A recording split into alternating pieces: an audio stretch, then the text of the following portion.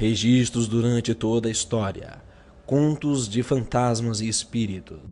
Em quase todos os países e culturas, os egípcios construíam pirâmides para guiar o espírito dos seus líderes. Os romanos instituíam feriados para acalmar o espírito dos seus mortos. Até mesmo a Bíblia fala de um rei que pedia uma médium para contatar o espírito de um profeta que havia morrido. E mesmo em nossos dias, a mídia utiliza a história de espíritos para entreter o povo. Até mesmo cientistas investigam histórias de assombrações e outros contos sobrenaturais, tentando provar de uma vez por todas a existência de fantasmas. Mesmo com toda a tecnologia e com tanto tempo já passado, não existe uma resposta clara e objetiva. Então, como sabemos qual é a verdade? E por que essas histórias persistem? E isso é realmente importante para nós?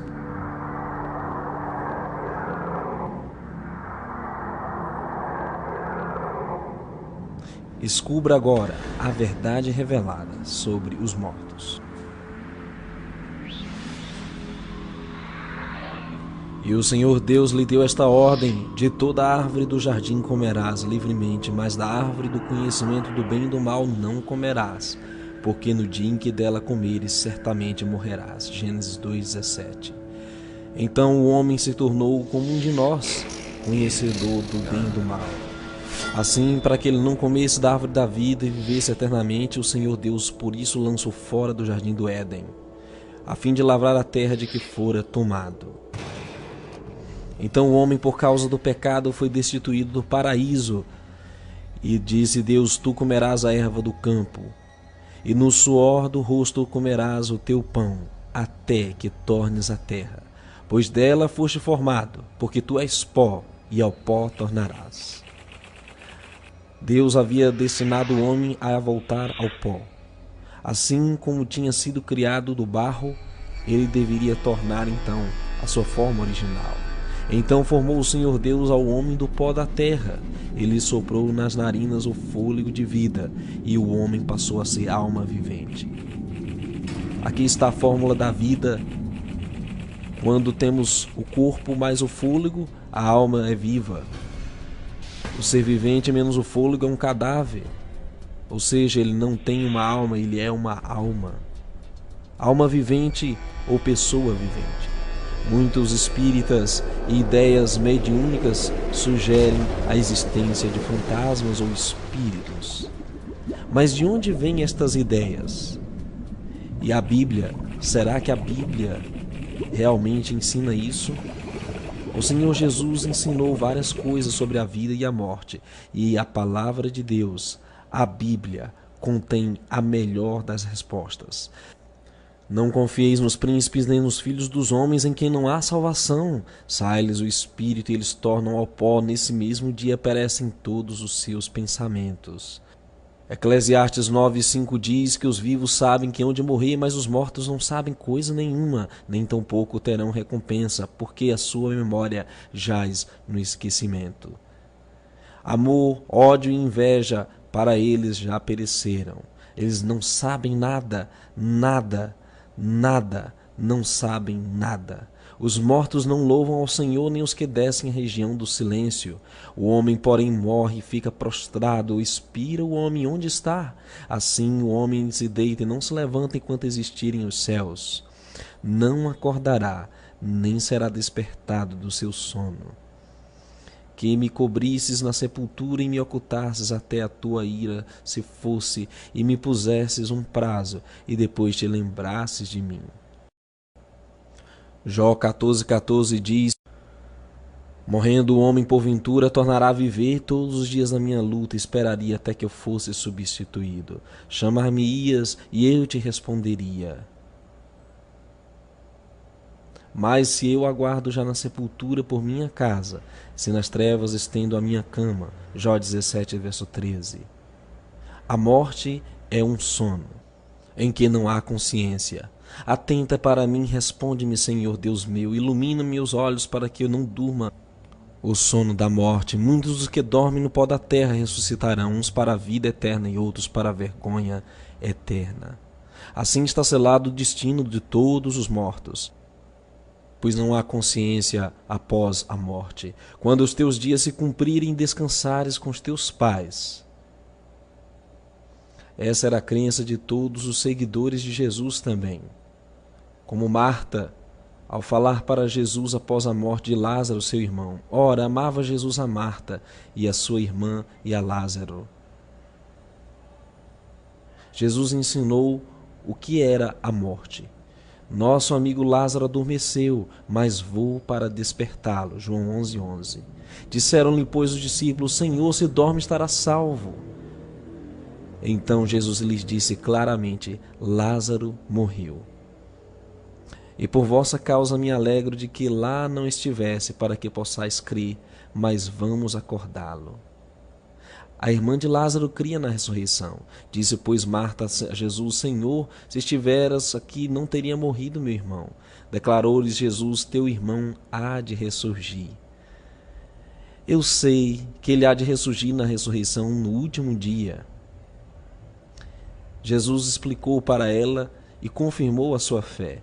Eu sou a ressurreição e a vida. Quem crê em mim, ainda que morra, viverá. Jesus então chamou Lázaro para fora da sepultura. João 11:35 diz que Jesus chorou. Não chorou apenas por Lázaro, mas por todos os mortos, todos os vitimados pelos resultados do pecado, como alguém que sente as aflições do ser humano e sente a sua perda, e também se enluta por eles. As palavras de Jesus foram: Lázaro, vem para fora. João 11:39, o Senhor já cheira mal, porque já é de 4 dias. E Jesus, ordenando, disse: vem para fora. E Lázaro obedeceu ao chamado de Jesus Cristo e saiu de seu túmulo. Todos os que estavam ali se maravilharam com o poder sobre a morte. Assim Jesus promete ressuscitar todos os que estão nos túmulos. 1 Tessalonicenses 4:13. Não queremos, porém, irmãos, que sejais ignorantes com respeito aos que dormem, para que não vos entristecerdes como os demais que não têm esperança. Porquanto o Senhor mesmo, dada a sua palavra de ordem, ouvida a voz do arcanjo, e ressoada a trombeta de Deus, descerá dos céus, e os mortos em Cristo ressuscitarão primeiro. Essa é a esperança de todos os cristãos. Eis que vos digo um mistério: nem todos dormiremos, mas transformados seremos todos, num momento, no abrir e fechar de olhos, ao ressoar da última trombeta.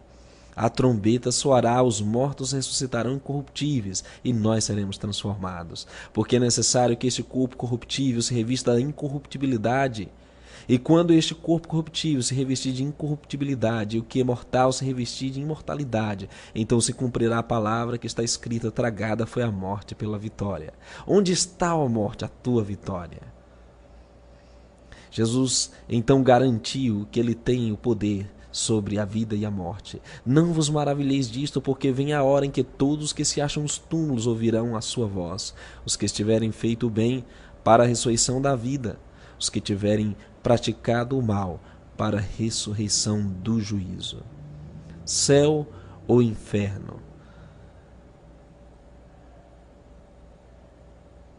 Apocalipse capítulo 22, verso 12 diz: eis que venho sem demora, e comigo está o galardão que tenho para distribuir a cada um segundo as suas obras. As boas obras serão recompensadas por Jesus com a ressurreição da vida.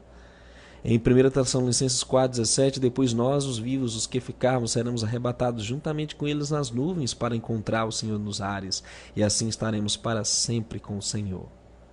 Jesus assegurou que quem cresce nele, ainda que esteja morto, viverá. Assim como ele na cruz estava lá prestes a ser engolido pela sepultura, prometeu ao ladrão da cruz que iria ressuscitá-lo. E acrescentou Jesus: lembra-te de mim quando vieres no teu reino. E Jesus lhes respondeu: em verdade te digo que hoje estarás comigo no paraíso. Muitos têm mal compreendido esse texto por causa da pontuação. A vírgula realmente está fora de lugar neste verso da Escritura.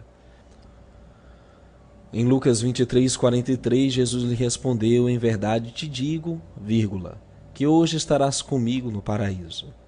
Esta vírgula está realmente fora de lugar, pois as pontuações não foram inspiradas por Deus.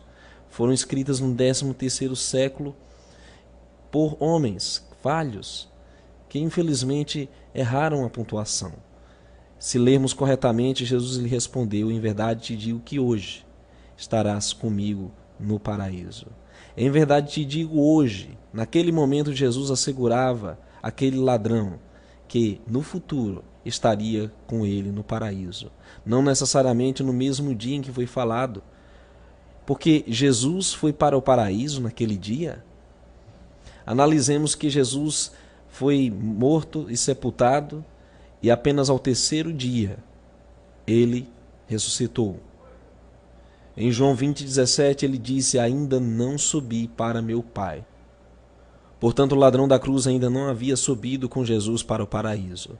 Então os judeus, para que no sábado não ficassem os corpos na cruz, visto como era a preparação, pois era o grande dia daquele sábado, rogaram a Pilatos que se lhe quebrassem as pernas e fossem tirados. Os soldados foram e quebraram as pernas ao primeiro e ao outro que com ele tinha sido crucificado. Chegando-se, porém, a Jesus, como vissem que já estava morto, não lhe quebraram as pernas. A promessa de Jesus um dia será cumprida ao ladrão da cruz. Mas não foi, no entanto, cumprida naquele mesmo dia, pois ele ainda não havia subido para o Pai. Assim todos os fiéis aguardam essa bendita esperança, que assim como Jesus Cristo foi morto, padeceu e ressuscitou, todos os que sofrem pela perda de seus entes queridos serão um dia consolados na volta de Jesus. Quando ele vier, ele irá então ressuscitar os seus escolhidos. Primeiramente, os mortos em Cristo ressuscitarão. Depois, somente aqueles que estiverem ainda nos túmulos, os ímpios, serão ressuscitados, mas não para a vida eterna, mas para a condenação eterna. Essa tem sido a bem-aventurada esperança de todos os cristãos em todos os tempos, aguardando a vinda do Senhor Jesus, quando todas as sepulturas serão abertas e quando a recompensa verdadeira será dada a cada um conforme as suas obras. Jesus hoje está convidando você, querido amigo, para que você aceite-o como seu Senhor, como aquele que fala a verdade e nunca pode mentir.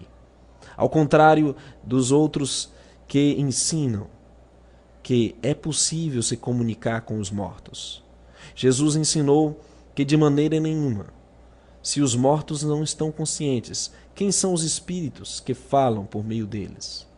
A Bíblia revela em Apocalipse 16:13: vi sair da boca do dragão, Satanás, da boca da besta e do falso profeta, 3 espíritos imundos semelhantes a rãs. Porque eles são espíritos de demônios, operadores de sinais, e se dirigem aos reis da terra, com o fim de ajuntá-los para a peleja do grande dia do Deus Todo-Poderoso. Sim, a Bíblia revela quem são esses. Houve peleja no céu, Miguel e os seus anjos pelejaram contra o dragão, também pelejaram seus anjos. Todavia não prevaleceram, nem mais se achou o seu lugar no céu. E foi expulso o grande dragão, a antiga serpente, que se chama Diabo, e Satanás, o sedutor de todo mundo, e foi atirado na terra com seus anjos. Sim, existem milhões de anjos maus que estão enganando os habitantes da face da terra, com a ideia de que os mortos podem se comunicar com os vivos e que eles têm consciência e assim podem orientar melhor do que os vivos. Em Levítico 19:31, não vos voltareis para os necromantes nem os adivinhos. Eu sou o Senhor. Não se achará entre ti feiticeiro, e nem encantador, nem necromante, nem mágico, nem quem consulte os mortos, pois todo aquele que faz tal coisa é abominação ao Senhor. A feiticeira não deixarás viver. Assim o rei de Israel, Saul, foi ao encontro de uma feiticeira, e Deus o repreendeu. Assim morreu Saul por causa da sua transgressão cometida contra o Senhor. E também porque interrogara e consultara uma necromante. Satanás é capaz de se disfarçar em anjo de luz. Não é de admirar, porque o próprio Satanás se transforma em anjo. Eles têm o poder de personificar alguém morto, imitar a sua voz e imitar até mesmo sua aparência. Assim, Satanás tentará enganar toda a terra com a crença na vida dos mortos. E ele lhes respondeu: vede que ninguém vos engane, porque virão muitos em meu nome dizendo: eu sou Cristo, e enganarão a muitos. Jesus alertou sobre o grande engano, a grande personificação nos últimos dias. Ele falou que seria assim para que fossem enganados. Então, se alguém vos disser: eis aqui o Cristo, ou ei-lo ali, não creiais, porque surgirão falsos cristos e falsos profetas, operando sinais e prodígios, se possível for, enganaria os próprios eleitos. E vede que vos tenho predito. Muitos dizem: eu já vi um ente querido falecido. Alguém pode dizer: eu falei com meu marido depois que ele morreu. Ou mesmo: eu perdi meu filho num ataque terrorista, mas ainda me encontro com ele e ele me traz conforto. Segundo a Bíblia, isto não é possível. Na realidade, são manifestações de demônios tentando enganar. Esta é a questão. Aceitaremos a verdade de Deus sobre a ressurreição ou aceitaremos as mentiras de Satanás? Creremos na grande mentira de Satanás, que os mortos estão conscientes?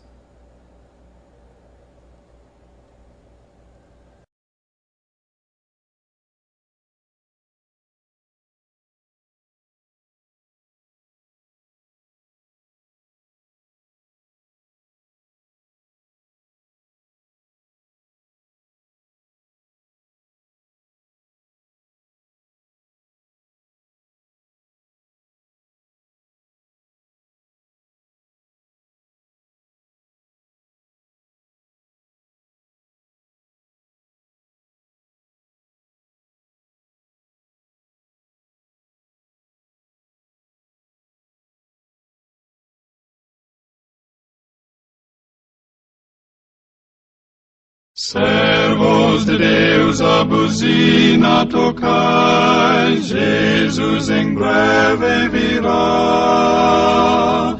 A todo mundo a mensagem levai, Jesus em breve virá.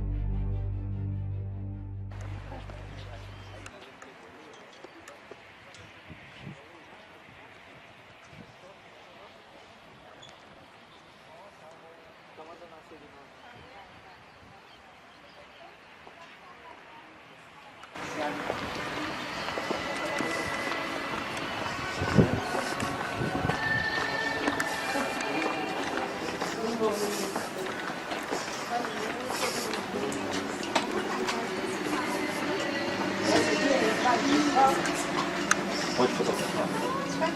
Ok. Boa noite, tudo bem?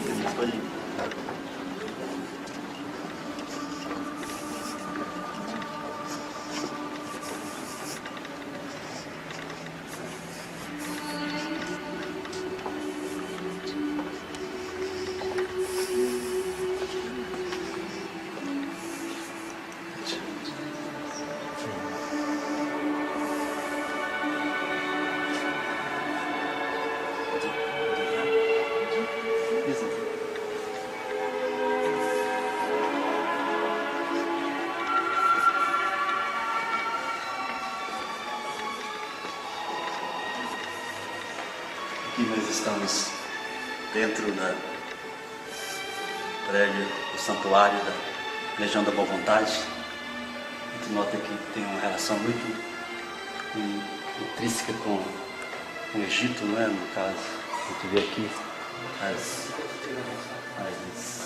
figuras dos faraós no Egito. Isso aqui tudo é dentro da Legião da Boa Vontade aqui em Brasília. Realmente é impressionante a relação que existe com o Egito, com a cultura do Egito. Aqui nós vemos aqui o fundador, nós vemos o presidente da LDB, o Zé Paiva Neto. Então, gente, é algo muito sofisticado. E é interessante que cada utensílio desse, ele tem um significado muito profundo para a questão do espiritismo, né?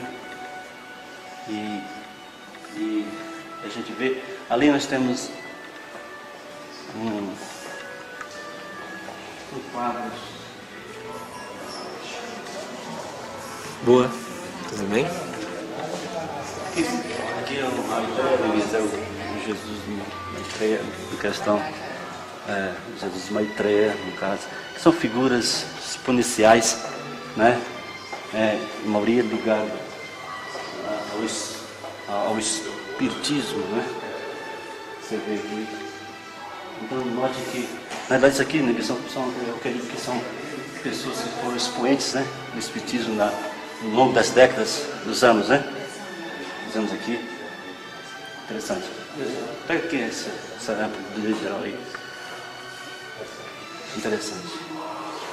Como o espiritismo é fundamentado na caridade, nós vemos aqui o São Francisco, né? São Francisco.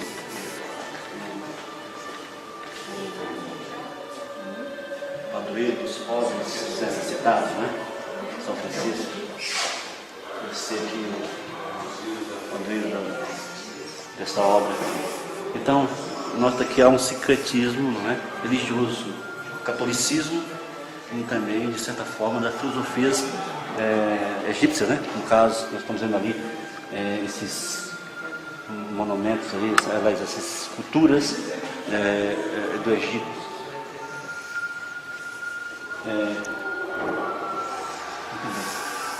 Vamos ver aqui a reunião aqui.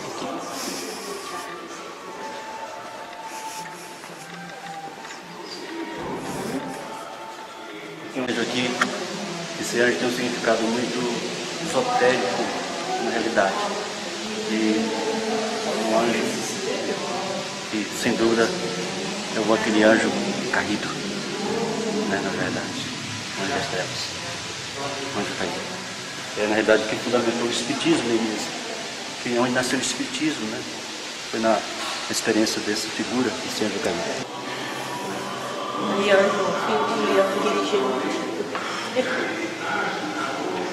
É a religião dentro do Cristo e do Espírito.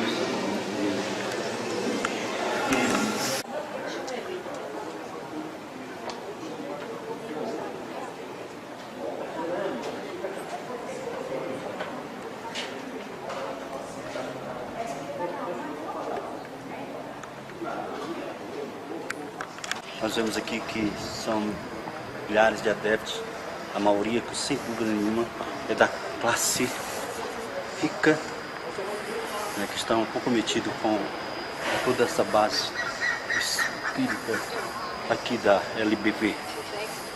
Vê que aí está a sociedade mais privilegiada, que adere à ideia do Espiritismo, né, ensinado pela LBV. São doutrinados, pessoas mais da sociedade, alta sociedade, né, sociedade, poucos pobres. Os pobres só são para serem aplicadas a questão da ajuda, né, humanitária, que o lema principal da LBV é a caridade, fazer bem aos pobres necessitados, porque assim eles conseguem uma boa experiência futura quando se desligarem do corpo, desse corpo mortal. É uma religião, só que é uma religião mais perigosa, porque ela está centrada em cima da premissa daquele demônio que lá no livro de Gênesis, no começo, ele se manifestou ali, foi lançada a base do Espiritismo, a base da LBV. Quando o diabo disse para Eva o seguinte: olha, se você comer desse fruto, você não vai morrer. Você não vai morrer. Você vai ser como Deus. E aqui está a LBV. Ela disse que se a pessoa morreu o corpo, mas o espírito vai para um lugar etéreo. Não é isso que a Bíblia ensina.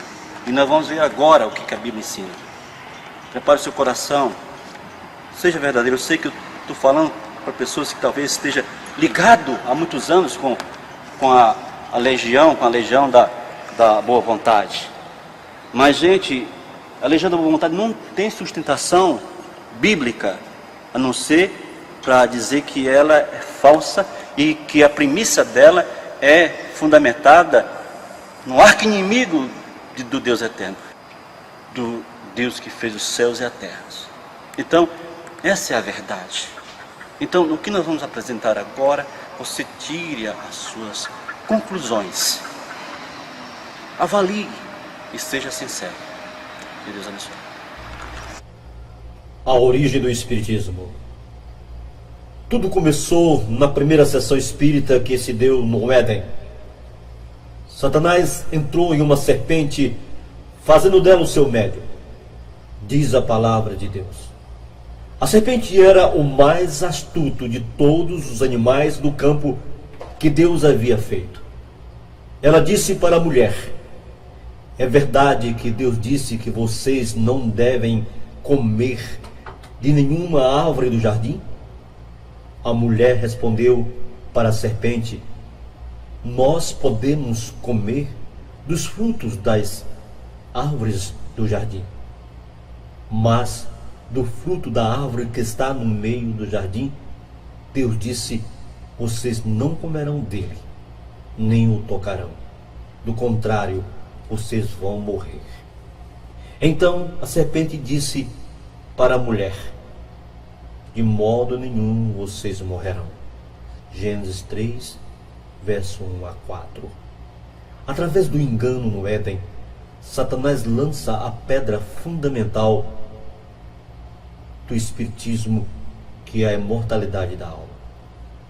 A partir daí, quase todas as formas da antiga feitiçaria e sortilégios basearam-se da crença da comunicação com os mortos. Aqueles que praticavam as artes da necromancia pretendiam ter relações com os espíritos dos finados e obtêm, por meio deles, conhecimento de acontecimentos futuros. Esta mesma crença na comunicação com os mortos fundamentou a imortalidade da alma e da idolatria gentílica. Os deuses dos gentios acreditava-se que eram espíritos deificados dos finados heróis. Assim, a religião dos gentios era um culto aos mortos. Assim também, a religião da Igreja Católica Romana é um culto aos mortos, pois o romanismo é também espiritista. O Espiritismo teve a sua origem em Satanás. Isso é um fato. Deus condena frontalmente no Espiritismo, chama-o de abominação e proíbe toda forma de manifestação ou envolvimento com os mortos. Pretendem os espíritas que a conversação entabulada entre Eva e a serpente no jardim do Éden haja sido a primeira sessão espírita. A serpente foi realmente o médium, mas a voz, a inteligência foram as de Satanás. Não se achará no meio de ti quem faça passar pelo fogo o seu filho ou sua filha, nem adivinhador, nem prognosticador, nem agoreiro, nem feiticeiro, nem encantador, nem quem consulte os mortos. Pois todo aquele que faz estas coisas é abominável ao Senhor. E é por causa destas coisas, por causa dessas abominações, que o Senhor, teu Deus, os lanças fora de diante de ti. Deuteronômio 18, verso 10 a 12. De acordo com a Bíblia, as sessões espíritas são reuniões nas quais o diabo procura enviar mensagens funestas a pessoas incautas e desesperadas, através de um médium humano que supostamente pode comunicar-se com os presumíveis espíritos dos mortos. Depois da primeira sessão espírita ocorrida no Éden, a qual trouxe a desgraça e morte para a humanidade, temos o relato na Bíblia do ocorrido com Saul, o rei de Israel, quando em desespero buscou a feiticeira de Endor, descrita nas Escrituras como uma mulher que tem o espírito de adivinhar. Uma mulher que recebia mensagens de um anjo mau, que pretendia ser o espírito de uma determinada pessoa morta, geralmente conhecida por indagadora, e pediu-lhe que fizesse subir a Samuel dos mortos, pois o Senhor não lhe respondeu nem por sonhos, nem por Urim, nem por profetas. Em 1 Samuel capítulo 28, versos 6 e 7, nós vemos essa experiência. Saul e a feiticeira, que o suposto Samuel subia da terra, ou seja, sepultura, e não descia do céu. Ali se deu uma sessão espírita condenada pela Bíblia. Note que o campo é do inimigo, é o campo das trevas, é o local onde atuava aquela feiticeira. É-se de entender que na realidade era um campo de bruxaria, de satanismo, onde estava se manifestando os espíritos das trevas nessa sessão espírita.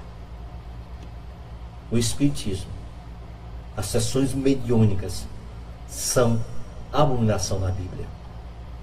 Isso é uma realidade. Não podemos contestar. Para os católicos, após a morte, a alma vai para o céu, purgatório ou inferno. Para os evangélicos, a alma vai para o céu, ou seja, para a glória, ou inferno. Para os espíritas, a alma reencarna.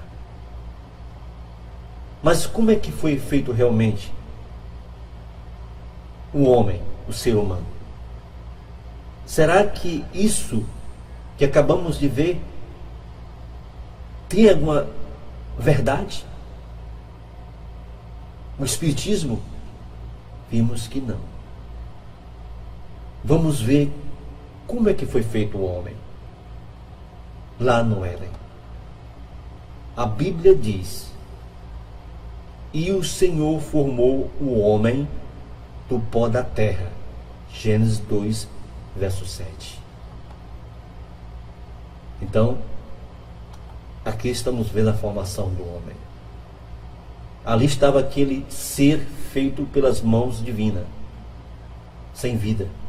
E diz as Escrituras ainda: e lhe soprou nas narinas o fôlego de vida, e o homem passou a ser uma alma vivente.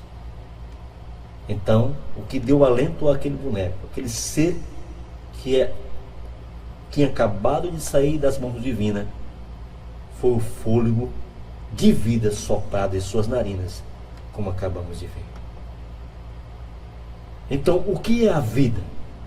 A vida é pó, ou seja, o barro, mas o espírito, que é o fôlego soprado nas narinas do homem, que é igual à alma vivente.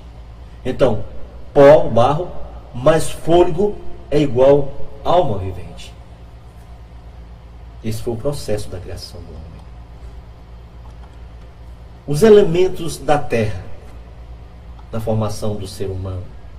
Os elementos da terra mais fôlego é igual à criatura viva. Isso é a vida. Como foi a vida? Os elementos da terra mais fôlego é igual à criatura viva. A morte é o oposto da criação, é o contrário. Vamos ver como é que acontece a morte. A Bíblia diz: e o pó volte à terra como o era, e o espírito volte a Deus que o deu. Eclesiastes 12, 7. Então, pó, seja o barro, mais fôlego de vida é igual a alma vivente ou ser vivente. O homem não tem uma alma, ele é uma alma vivente, um ser vivente. A vida é pó da terra, o boneco do barro, mas o fôlego de vida, que é o sopro de Deus. Nós temos igual vida, alma vivente. Morte, ao contrário, é o corpo, o pó da terra, menos fôlego de vida, é igual morte. E os animais? O que acontece com os animais? Eclesiastes 3, 19 a 20, diz: pois o que sucede aos filhos dos homens, isso mesmo também sucede aos animais. Uma e a mesma coisa lhe sucede. Como morre um, assim morre o outro. É o que está lá em Eclesiastes capítulo 13, versículos 19 a 20. Sabe, Adão possuía imortalidade condicionada à obediência. Com a entrada do pecado, a morte passou a todos os homens. Romanos 5,12 diz: portanto, assim como por um só homem entrou o pecado no mundo, e pelo pecado a morte, assim também a morte passou a todos os homens, porque todos pecaram. 1 Coríntios capítulo 15, verso 21 e 22 nos diz: visto que a morte veio por um homem, assim por um homem veio a ressurreição dos mortos. Porque assim como em Adão todos morrem, assim também todos serão vivificados em Cristo. Todos têm o mesmo fôlego. E o homem não tem vantagem sobre os animais, porque tudo é vaidade. Todos vão para o mesmo lugar. todos são pó, e todos ao pó tornarão. Eclesiastes capítulo 3, verso 18 a 20. A imortalidade será dada aos salvos na segunda vinda de Cristo. Por enquanto, nenhum que morreu recebeu a vida ainda. Ninguém está vivo, mas somente com a vinda de Cristo. Em 1 Coríntios 15, versos 51 a 53 nos diz: eis aqui vos digo um mistério, nem todos dormiremos, mas todos seremos transformados num momento, num abrir e fechar de olhos, ao som da última trombeta. Porque a trombeta soará, e os mortos ressuscitarão incorruptíveis, e nós seremos transformados. Porque é necessário que isto que é corruptível se transforme, ou seja, se revista de incorruptibilidade. Que isto que é mortal se revista da imortalidade. Ezequiel, capítulo 18, verso 20. A alma que pecar, essa morrerá. O pecado de Adão trouxe a morte. Gênesis 2, 17. Disse Deus: mas da árvore do conhecimento do bem e do mal, dessa não comerás, porque no dia em que dela comeres, certamente morrerás. O Espiritismo ensina que os mortos sabem mais que os vivos. E a serpente disse à mulher: certamente não morrereis. Gênesis 3, 4. Irmãos, João capítulo 8, versículo 44. Porque nele não há verdade. Quando ele profere mentira, fala do que lhe é próprio, porque é mentiroso e pai da mentira. Sabe, com o pecado, Adão e Eva foram expulsos do Éden e passaram a ser mortais.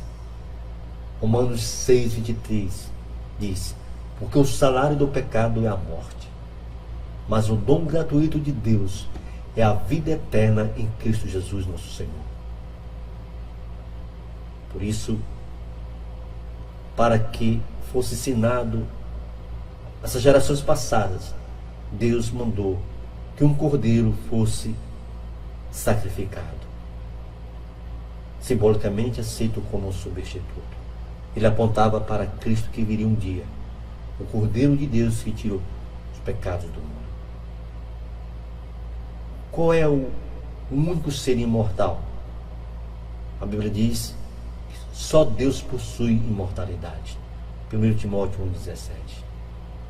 Ora, ao Rei dos séculos, imortal, invisível, ao único Deus seja honra e glória para todo sempre. Amém. 1 Timóteo capítulo 6, verso 16.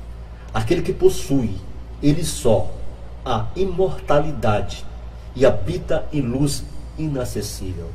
Amém. O que acontece com o homem na morte?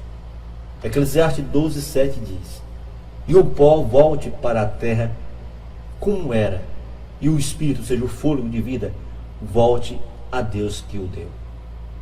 Salmo 104, verso 29. Se lhes tira a respiração, morrem e voltam para o seu pó. Veja a sincronia de Salmo 104, verso 29, com Eclesiastes 12, verso 7. A vida é como uma lâmpada acesa. O que acende a lâmpada é uma energia. A lâmpada é o corpo. Mas quando nós desligamos a tomada, a lâmpada se apaga. Assim é. nós somos uma lâmpada. Uma lâmpada. Quando recebemos o sopro de Deus, é como aquela lâmpada que recebeu energia e acendeu. Ao contrário disto, que é a morte, nós somos uma lâmpada acesa. Mas quando a tomada é desligada, a lâmpada se apaga. Ou seja, nós somos um corpo vivo, um ser vivo. Mas quando é retirado de nós o fôlego de vida, a respiração, nós nos tornamos um ser sem vida.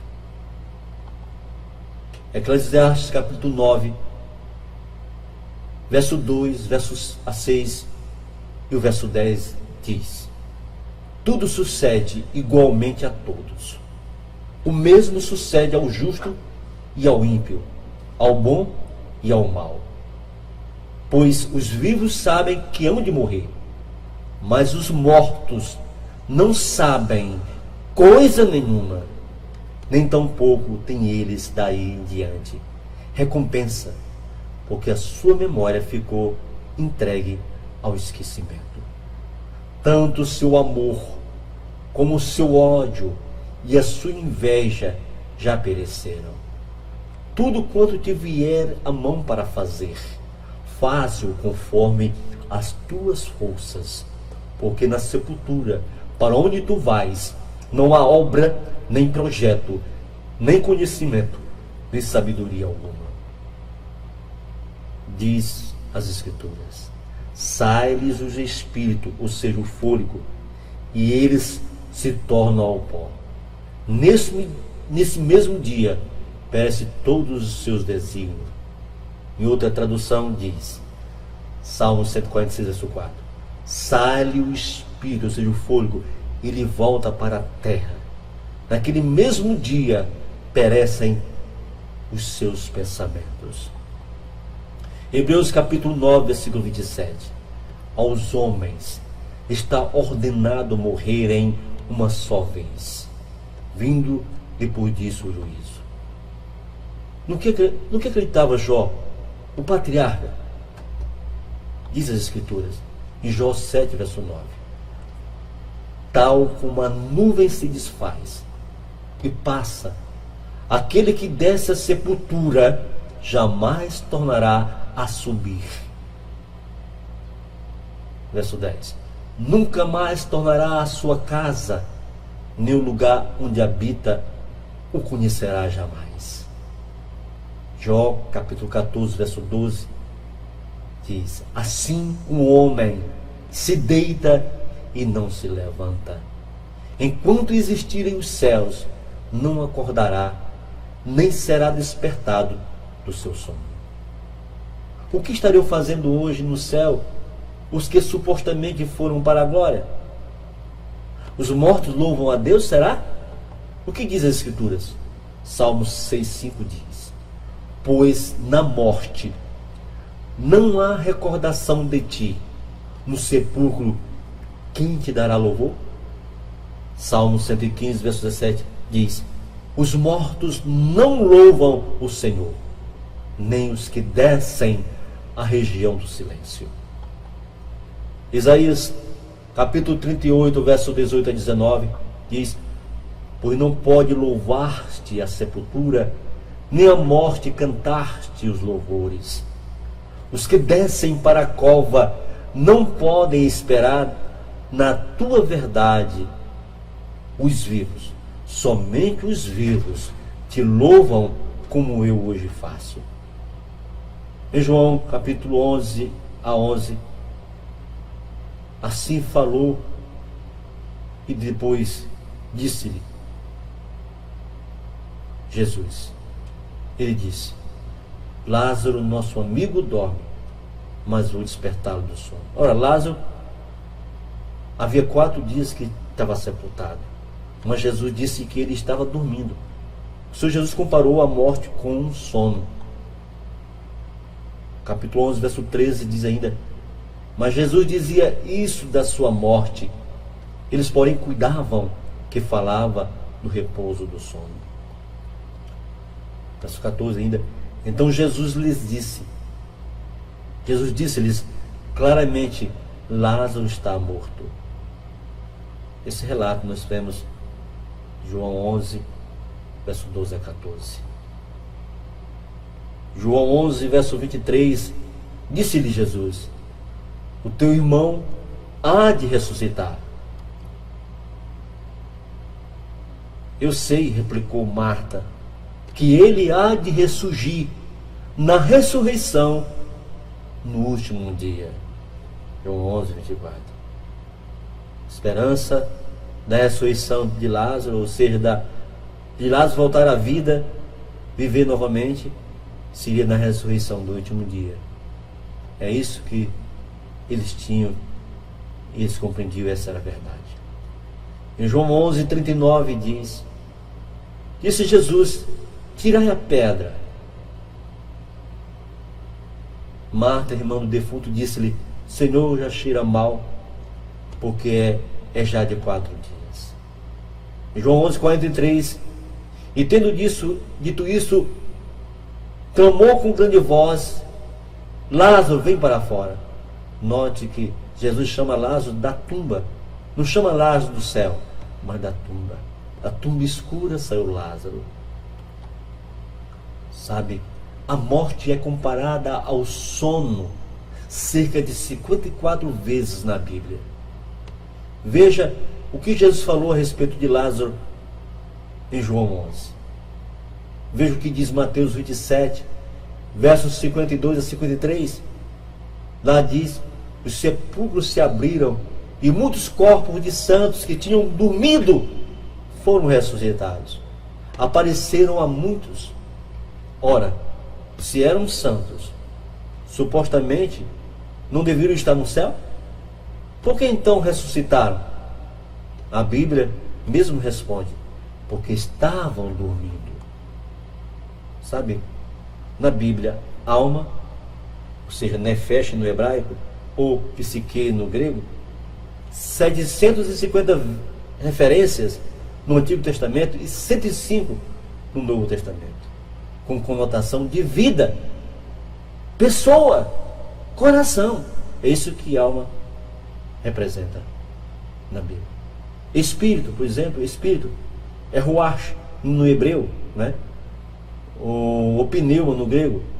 377 referências no Antigo Testamento e 220 no Novo Testamento, com a conotação de pensamento, caráter, virtude, sabedoria, intelecto, fôlego, respiração, sopro e vida. É isso que a palavra Espírito representa, tanto no Antigo Testamento como no Novo Testamento. Não é de um ser etéreo, de um ser, de um fantasmagórico que sai do corpo, não. De forma nenhuma. Não é isso que a Bíblia ensina. E quanto ao ladrão da cruz? E disse a Jesus: Senhor, lembra-te de mim quando entrares no reino. Lucas 23, 42. Jesus lhe respondeu: em verdade te digo que hoje estarás comigo no paraíso. Lucas 23, 43. Note que a Bíblia, quando foi escrita, não tinha vírgula, não tinha pontuação, vírgula. Então, Jesus lhe respondeu: em verdade te digo, hoje, ou seja, agora, nesse momento, estarás comigo no paraíso. É tanto que Jesus, ele não teve naquele dia no paraíso, naquele mesmo dia. Não teve. Não teve naquele dia. Olha o que diz a Escritura. A Bíblia não foi escrita, como falamos, com pontuação. Isso foi adicionado séculos depois pela igreja medieval. Jesus não subiu ao céu no dia da sua crucifixão. Não. Veja que no dia da ressurreição, no primeiro dia da semana, Maria encontrou-se com Jesus no jardim. E Jesus, ela tentou abraçar o Senhor Jesus, mas Jesus disse assim: disse-lhe Jesus: não me toques, porque ainda não subi ao Pai. João capítulo 20, versículo 17. Como é que Jesus pode ter tido, o ladrão pode ter ido com Jesus naquele dia, naquela sexta-feira? Como? Se aqui no primeiro da semana ele disse que ainda não tinha subido ao Pai. Certo? Mas vai, meus irmãos, e diz que subo para meu Pai e vosso Pai, para meu Deus e vosso Deus. A parábola do rico e do Lázaro, Lucas 16, versos 19 a 31. A parábola em nenhum momento quis ensinar a doutrina do céu e inferno, mas sim que os fariseus, que achavam que podiam comprar a salvação com a sua própria justiça, estavam perdidos na realidade. Como é que pode uma alma ter sede? Não pede para tocar no lago um pouco de água no lago da pessoa. Como é que pode? Não existe isso. Aqui é uma parábola, é uma ilustração. Não tem nada a ver com céu e inferno, nada. Deuteronômio 18, verso 10 e 11 diz: não se achará em ti quem consulte os mortos. Não se achará em ti quem consulte os mortos. Deus proíbe a consulta a mortos, pois quem está por trás é o inimigo de Deus. Nas sessões espíritas, quem está por trás é o inimigo de Deus. Eclesiastes capítulo 9, verso 5 diz: porque os vivos sabem que hão de morrer, mas os mortos não sabem coisa nenhuma. Isaías 8, verso 19. Algumas pessoas vão pedir que vocês consultem os adivinhos e os médios, que cochicham e falam baixinho. Essas pessoas dirão: precisamos receber mensagens dos espíritos, precisamos consultar os mortos em favor dos vivos. Isaías 8:20. A lei é o testemunho de vocês não falarem segundo essas palavras, porque não há luz neles. Em 2 Coríntios capítulo 11, verso 13 a 15 diz: pois os tais são falsos apóstolos, obreiros fraudulentos, disfarçando-se em apóstolos de Cristo, e não é de admirar, porquanto o próprio Satanás se disfarça em anjo de luz. Não é muito, pois, que também os seus ministros se disfarçam em ministros da justiça, o fim dos quais será conforme as suas obras. Apocalipse 16, verso 14. Pois estes são espíritos de demônios fazendo milagres. Essa é a verdade, amigos, da palavra de Deus. Palavra pura, verdadeira. A Bíblia ensina que a recompensa dos justos será na ressurreição. Em Lucas 14, 14 diz: e serás bem-aventurado, porque eles não têm com que te recompensar, pois serás recompensado na ressurreição dos justos. O profeta Daniel irá para o céu somente na segunda vinda de Cristo. Daniel 12:13 diz: tu, porém, vai-te até que chegue o fim, pois descansarás, no fim dos dias te levantarás para receber a tua herança. Davi não subiu ao céu. Atos capítulo 2, versos 29 e 34.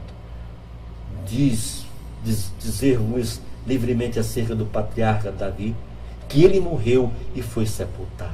E entre nós está até hoje a sua sepultura, porque Davi não subiu aos céus, mas ele próprio declara: disse o Senhor, meu Senhor, assenta-te à minha direita. Sabe, todos os heróis da fé ainda não receberam a recompensa da vida eterna. Hebreus 11, 39 a 40. E todos estes, embora tendo recebido o bom testemunho pela fé, contudo, não alcançaram a promessa, visto que Deus proverá visto que Deus provera alguma coisa melhor a nosso respeito, para que eles, sem nós, não fossem aperfeiçoados. Então, quando o salvo será imortal e abraçará o Senhor Jesus? Quando? Somente na segunda vinda de Cristo, quando o que é mortal foi revestido de imortalidade, e a morte foi tragada na vitória. 1 Coríntios 15, versos 52 a 54. A doutrina da imortalidade da alma, de que o homem continua vivo após a morte, no céu, inferno, purgatório ou reencarnando, derruba 3 doutrinas importantes da Bíblia. Derruba o julgamento, quer dizer, não vai haver julgamento. Derruba a ressurreição, quer dizer, não vai haver ressurreição. E derruba a segunda vinda de Jesus Cristo. Não vai haver segunda vinda de Jesus Cristo. A doutrina do Espiritismo, da imortalidade da alma, derruba essas doutrinas. É contra as Escrituras Sagradas. É contra a esperança da glória. O que é correto? Crer no que ensina o homem ou crer no que ensina a Bíblia, através de seus escritores inspirados? Uma das doutrinas, uma das 2 doutrinas é diabólica. A verdade é uma só. Fiquemos com assim diz o Senhor. O que devo fazer? O que se deve fazer, amigo, amiga? Primeiro, crê em Jesus. João 11, 25. Disse-lhe Jesus: eu sou a ressurreição e a vida. Promessas da ressurreição. Primeiro, Isaías 26, verso 19. Vossos mortos ressuscitarão. 2. 1 Tessalonicenses capítulo 4, verso 16. Os mortos em Cristo ressuscitarão primeiro. E 3. João capítulo 6, verso 40. E eu ressuscitarei no último dia. Isaías 25, verso 8 diz: tragará a morte para sempre. E assim enxugará o Senhor Deus as lágrimas de todos os rostos, e tirará de toda a terra o opróbrio do seu povo, porque o Senhor falou. Filipenses 3, 20 e 21 diz: pois a nossa pátria está nos céus, de onde também aguardamos o Salvador, o Senhor Jesus Cristo, o qual transformará o nosso corpo de humilhação para ser igual ao corpo da sua glória. Segundo, vamos consolar-nos. 1 Tessalonicenses 4,18, consolai-vos, pois, uns aos outros com estas palavras. Terceiro, perseverar. Mateus 24,13. Aquele, porém, que persevera até o fim, esse será salvo. Em Jó, capítulo 19, versículo 25, diz: porque eu sei que meu Redentor vive, e que por fim se levantará sobre a terra. E no verso 26 diz: e depois de consumida a minha pele, ainda em minha carne verei a Deus. Verso 27. Vê-lo-ei por mim mesmo, e os meus olhos, e não outros, o verão, e por isso o meu coração se consome dentro de mim. 1 Tessalonicenses capítulo 4, versículo 16. Porque o Senhor mesmo descerá do céu com um grande brado, a voz do arcanjo, ao som da trombeta de Deus, e os que morreram em Cristo ressuscitarão primeiro.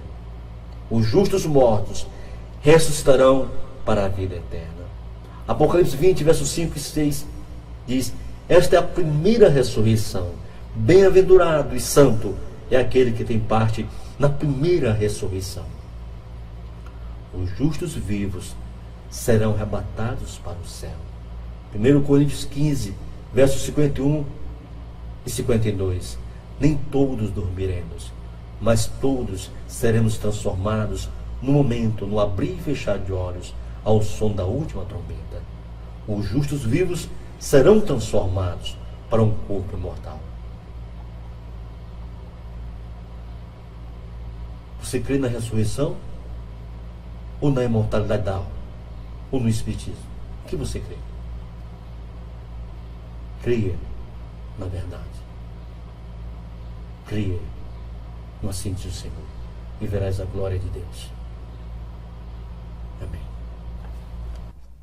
Após a primeira sessão espírita no Éden, cujas consequências levou o casal edênico ao engano e à morte, vemos, centenas de anos depois, uma sessão espírita ocorrendo no meio do povo de Israel, também envolto em engano e morte.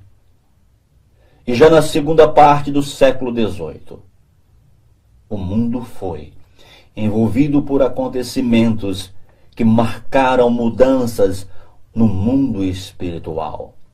Entre eles o ocorrido em 11 de dezembro de 1847. Nessa data, uma família de origem alemã, da religião metodista, se instalou em uma modesta casa no vilarejo de Huntsville, no estado de Nova York, Estados Unidos da América. A família Fox era formada pelo Sr. John Fox, sua esposa Margaret Fox e duas filhas, Kate e Margaret, como a mãe. Fenômenos interessantes começaram a acontecer na casa depois de 2 meses que a família chegara. Eram batidas leves e arranhões nas paredes e nos móveis. Os ruídos aumentavam cada vez mais. Na noite de 31 de março de 1848, houve uma série de sons muito fortes e contínuos. Essa data depois foi considerada a data do nascimento do novo espiritualismo. Neste mesmo período, em vários países surgiram as mesas girantes. A garota Kate desafiou a força invisível a repetir com alguns barulhos a quantidade de palmas que ela batia. A resposta foi imediata. Margaret Fox, a mãe, fez um teste. Perguntou algo que somente ela ou os familiares podiam responder. Perguntou a idade de seus filhos. A resposta veio com exatidão. Perguntou se era um espírito que batia.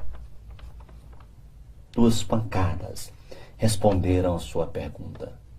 Assim, Margaret iniciou uma espécie de entrevista onde acabou descobrindo que aquele era um espírito de um homem que foi assassinado naquela casa e que os seus restos mortais estavam enterrados no porão, como indicava esse espírito. Com esses eventos macabros e que envolvia assassinato, semelhante ao caso de Eva e Adão, que foi tão nefasto o resultado, como também o caso de Saul, o rei de Israel, com a feiticeira de Edom, vemos o envolvimento também em toda essa estrutura de acontecimento de mulheres, como no caso agora, por último, das irmãs Fox. Aqui ressurge, na escuridão e da morte, o espiritismo moderno, que proliferou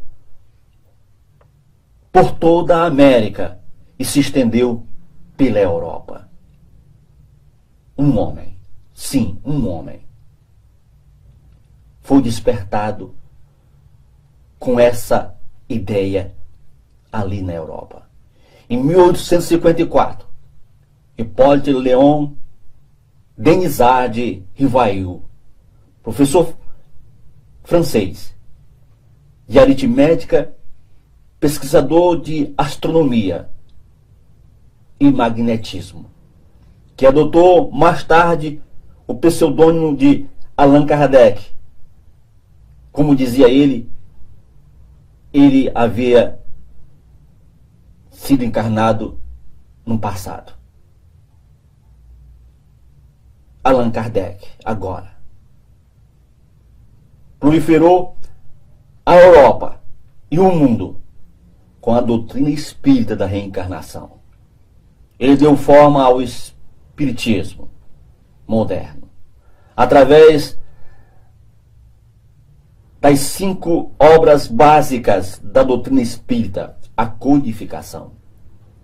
São elas: o Livro dos Espíritas, o Livro dos Médiuns, Evangelho segundo o Espiritismo, a Gênesis, o céu e o inferno.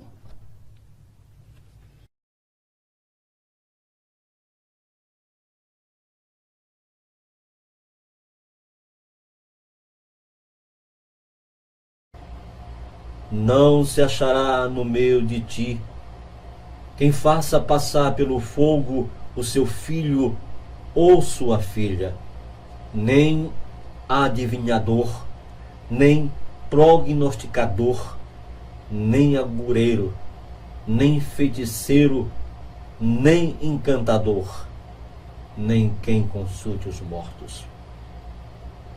Pois todo aquele que faz estas coisas é abominável ao Senhor. E é por causa destas coisas, por causa dessas abominações, que o Senhor, teu Deus, os lanças fora de diante de ti. Deuteronômio 18, verso 10 a 12. De acordo com a Bíblia, as sessões espíritas são reuniões nas quais o diabo procura enviar mensagens funestas a pessoas incautas e desesperadas, através de um médium humano que supostamente pode comunicar-se com os presumíveis espíritos dos mortos.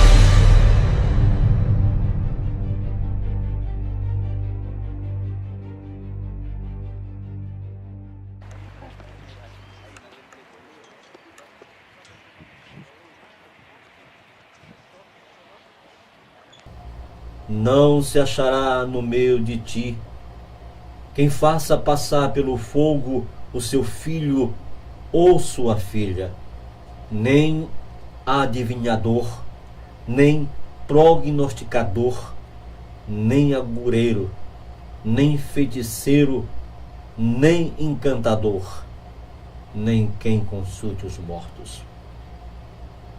Pois todo aquele que faz estas coisas é abominável ao Senhor. E é por causa destas coisas, por causa dessas abominações, que o Senhor, teu Deus, os lanças fora de diante de ti. Deuteronômio 18, verso 10 a 12. De acordo com a Bíblia, as sessões espíritas são reuniões nas quais o diabo procura enviar mensagens funestas a pessoas incautas e desesperadas, através de um médium humano que supostamente pode comunicar-se com os presumíveis espíritos dos mortos.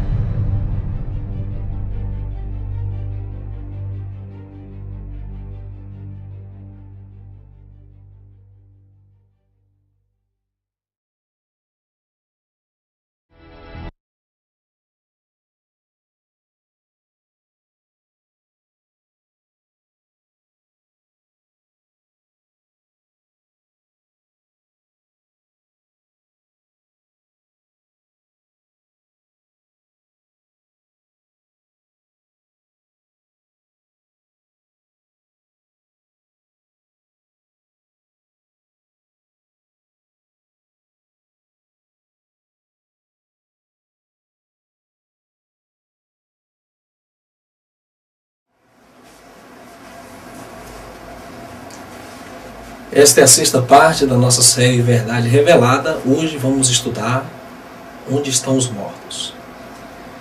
Bem, para entender a morte é necessário entender a vida. Vamos começar lendo o que diz Gênesis capítulo 2, verso 7. Formou o Senhor Deus o homem do pó da terra, e soprou em suas narinas o fôlego da vida, e o homem foi feito alma vivente. O homem é uma combinação do pó da terra com o fôlego de vida. E o homem, então, com essa combinação, é uma alma vivente. Ele não tem uma alma, ele é uma alma vivente. A Bíblia nos ensina que quando Deus concede o fôlego ao homem, ele está vivo. Então, vamos analisar o oposto. O pó sem o fôlego. No Salmo 104, verso 29, diz: se escondes o teu rosto, ficam perturbados. Se lhes tiras o fôlego, morrem e voltam para o pó. Simplesmente na morte, quando Deus retira o fôlego do homem, a sua matéria volta para o pó.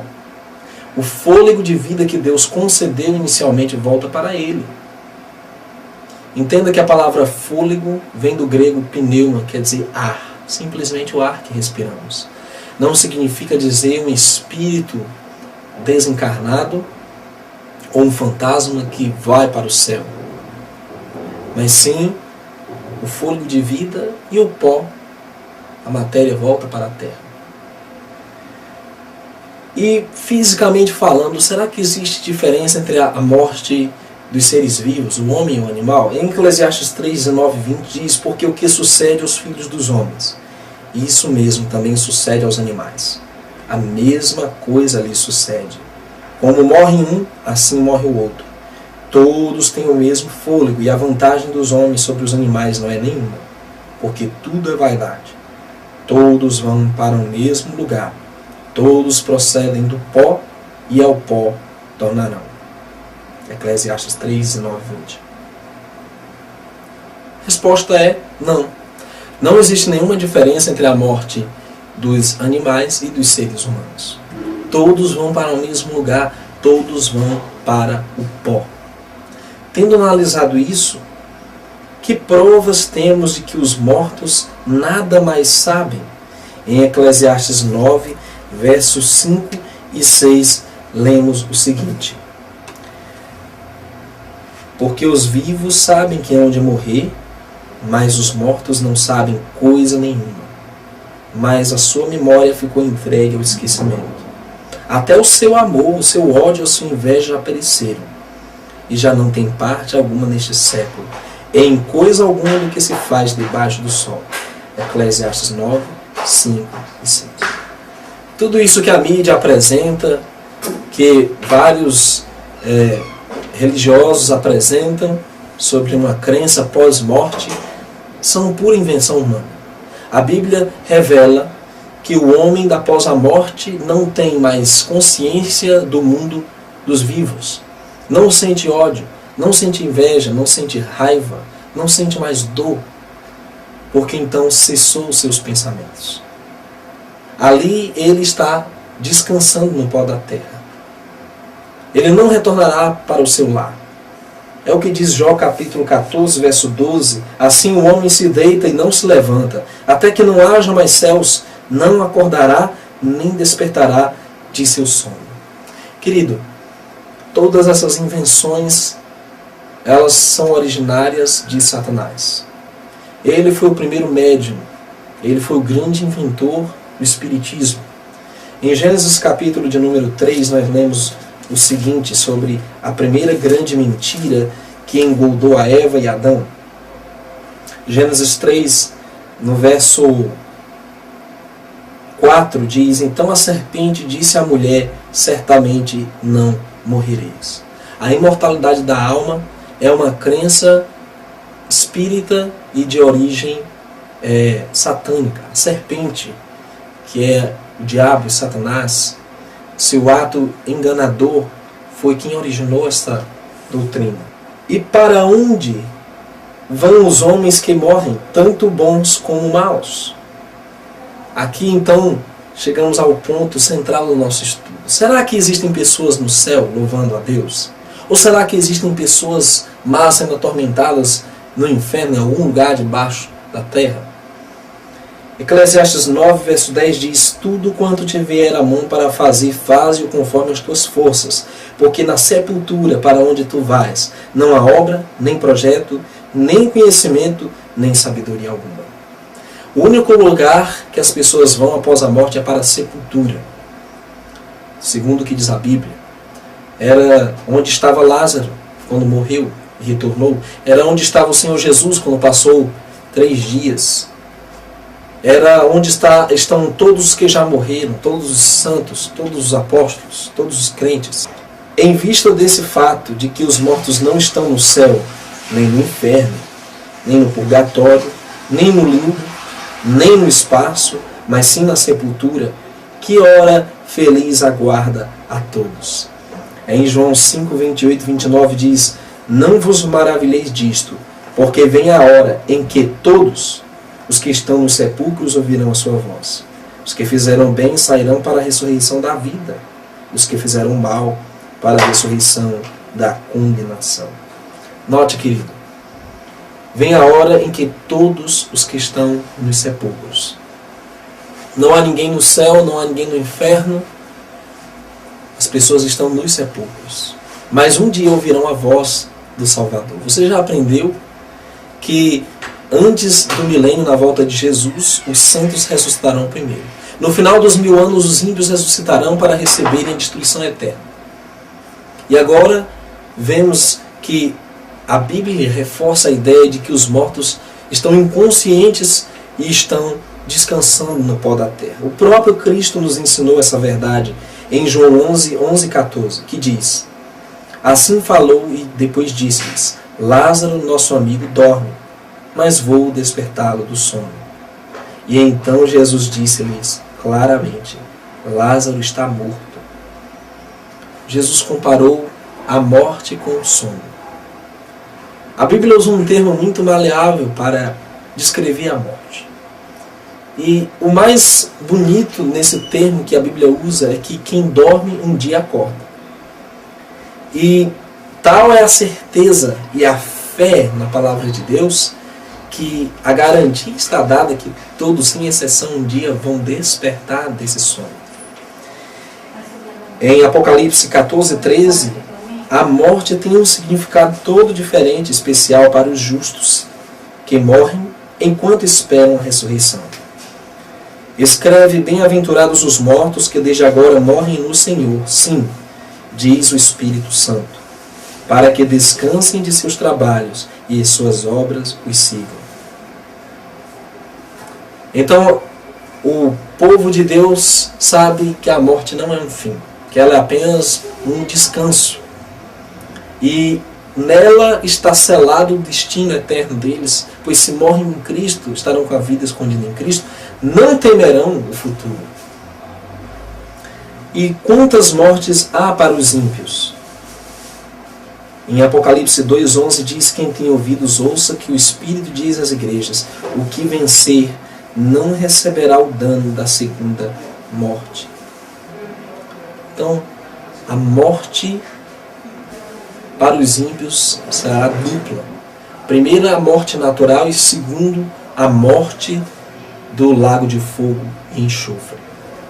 Mas vamos analisar. E quantas pessoas que dizem que falaram com seus entes queridos que já faleceram? Quem são aqueles que aparecem? 2 Coríntios 11 diz o seguinte no verso 14: não é maravilha, porque o próprio Satanás se transfigura em anjo de luz. Não é muito, pois que os seus ministros se transfigurem em ministros da justiça, o fim dos quais será conforme suas obras.